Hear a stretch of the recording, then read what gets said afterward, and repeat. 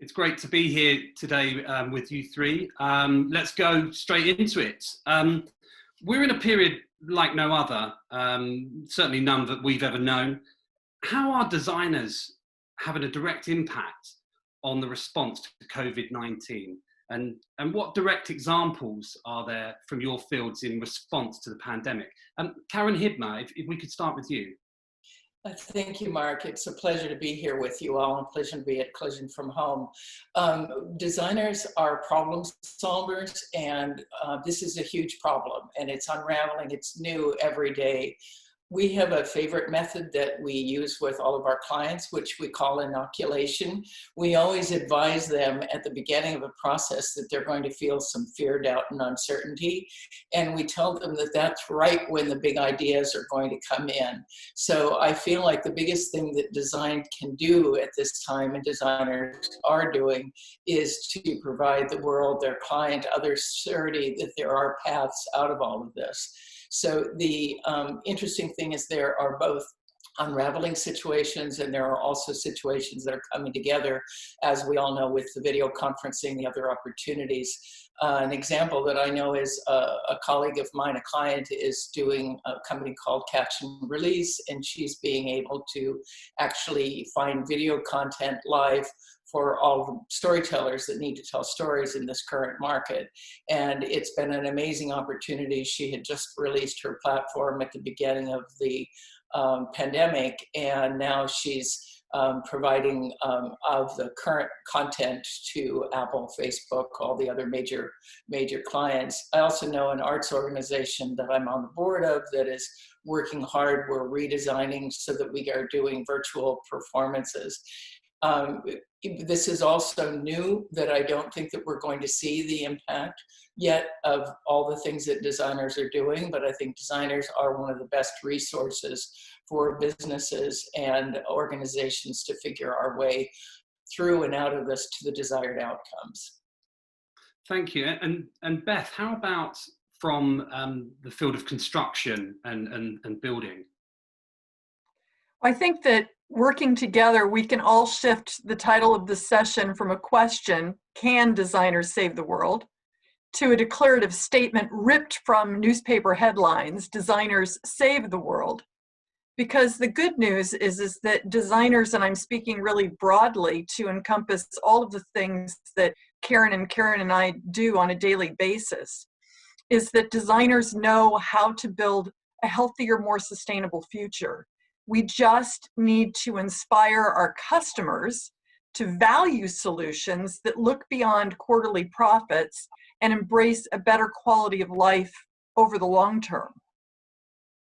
So Beth, for you, by the sounds of it, it's about those longer term outcomes that are being shaped by this period, if that makes sense. Absolutely. And Karen Hoffman, I suppose it's a good time to come to you when we're looking towards the future. How about the sort of next generation of designers, if you like? How are they responding to this, do you think? Sure, and I'm going to build upon what Karen and Beth are already speaking about, which is this really optimistic future during this crisis, which is because we have a field of problem solvers. What we're finding in our design school, especially this rapid pivot that we had to moving remotely and online, is designers are finding themselves be incredibly resourceful, using what's around them to the best of their ability. They're showing resilience, going above and beyond what the expected outcomes of a project might be, and really redefining new narratives and new considerations about what design and the contribution to the world could be. We had one project, for example, where it was a footwear design project, and it really required an observation of running. And so you couldn't really go outside, you couldn't be next to people. So they used drones actually to document how runners were running so that they could problem solve the project at hand, which is designing new running shoes. We have seen just a very considered approach to design, which is what are these materials that we can use around me that are quite efficient, and creative problem solving is taking place 24/7, quite frankly. And do you think that perhaps the consumer is aware of how design and designers are taking the lead. And Karen Hidmer, if I may direct that question at you first. Well, the problem very often is that designers aren't on the front line, so the consumers aren't going to know for a while whether or not we're having an impact.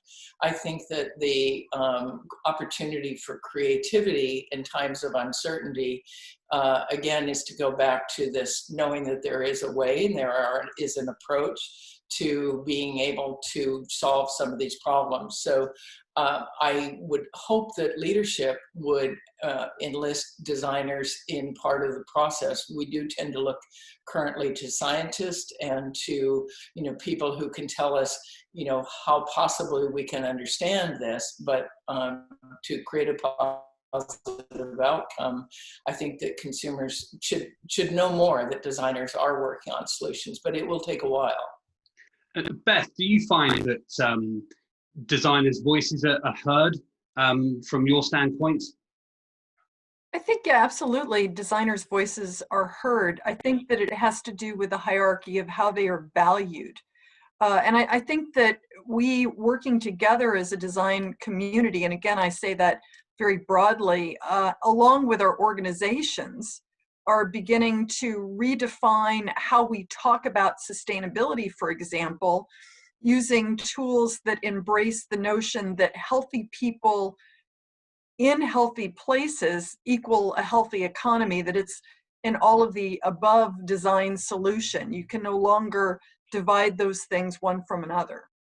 I'm glad you raised the question of sustainability there, because we're obviously talking about a very unique problem this year, one which I think none of us perhaps would have dreamt of or had nightmares about previously. But I guess in terms of long-term problems, there is none bigger than sustainability. And the situation we're in now, does that actually present an opportunity? I would say so. I mean, the COVID-19 crisis is an acute problem that threatens human existence. So Mother Nature now has our undivided attention for now. But once therapies and a vaccine are widely available, COVID-19 will become the last crisis. So what do we do next? We need to start solving for the next crisis, not solving for the last crisis. And we know that there are lots of things that we can do to address climate change. But if we are solving for the last crisis, for example, we know that improved ventilation is really important to address airborne pathogens. Ventilation, even though it's a hot topic right now in light of the pandemic, is something we can solve for. But wait, we also know that circulating higher volumes of indoor air requires that we heat, cool, and dehumidify the air, which requires energy. And unless that energy source is 100% renewable, then we're emitting a lot more CO2 into the atmosphere, which just exacerbates the chronic condition of global warming. So I think that, again, this is where design thinking is really important. You can't just be laser focused on the problem that is in front of you. You have to look at that more broadly in context if you're going to come up with a truly sustainable, more resilient solution. And Karen Hoffman, I suspect that is something you focus on greatly with your students in particular. Oh, yes, Mark, that's for sure. And to build upon what Beth was mentioning regarding sort of a different kind of approach, which will make us have a healthier world, is we're talking a lot about new methodologies of manufacturing, really thinking about, what if we had more localized manufacturing? How is that going to help the environment long term? We're looking at additive creation, which means are there certain kinds of manufacturing that is much more clean than what we've been experiencing in the past? And is there ways that we can come up with new creative solutions, like our designers are doing right now, that really help all people? That's much more inclusive approach as well. So getting products to the people who need it the most. That's what we're really experiencing right now in this crisis. We're all from widely different fields, but actually what strikes me even in this short conversation is a lot of our needs as designers converge. Karen Hibmer, how do we get this mass collaborate? How do we work on our collaboration in different fields? So designers are talking to designers. So I just rolled off last year the board of the National AIGA, the Professional Association for Design, and one of the impacts that we were able to have is we're bringing in greater diversity and inclusion. And as we all know, diversity is every kind of diversity. I think that the thing we've been missing has been the diversity of voices in the leadership. We all know that climate change is the biggest issue of our time, and as Beth and Karen have been saying, there's a tendency to focus on current issues and crises, and this is a long-term crisis. So one of the things that designers can do to collaborate all the different fields, there historically have been associations linking all design organizations, and I believe that we're aspiring to that.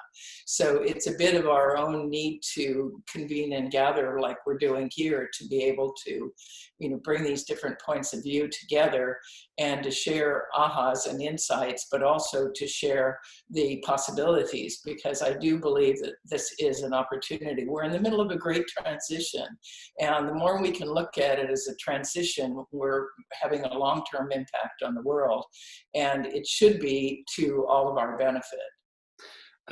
Karen Hibner, that's a very positive message there, actually. And one of the things I wanted to finish on really was to ask each of you, and I'll go around in turn, if you could give one takeaway to the Collision from Home audience, whether that be the consumer, whether it be decision makers at board level, one piece of optimism and to be excited about. Karen Hibner, what would you suggest?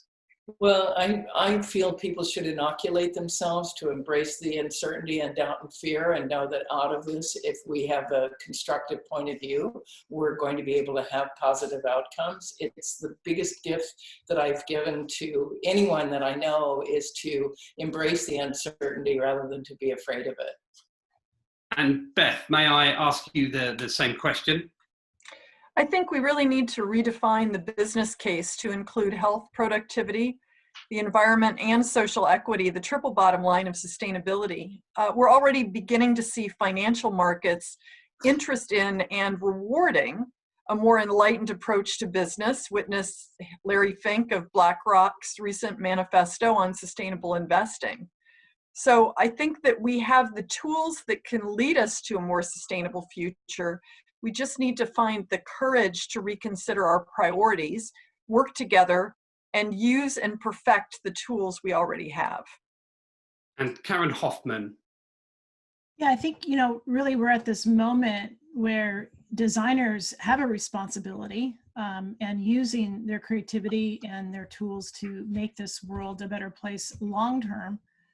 But I think our audience needs to realize that designers with these tools have the ability to shape new behaviors long-term, and that we're really looking at a moment to redefine what citizenship means holistically. So it is, as Beth said, the triple bottom line, and it is a very holistic approach. Designers have those tools. So let's leverage what that community has to make our world a better place. Thank you very much. Thank you, Karen. Thank you, Karen. And thank you, Beth. That was wonderful. And I do hope everyone enjoys the rest of Collision from Home. And thank you very much for joining us. Thank you, Mark. Thank you, Mark.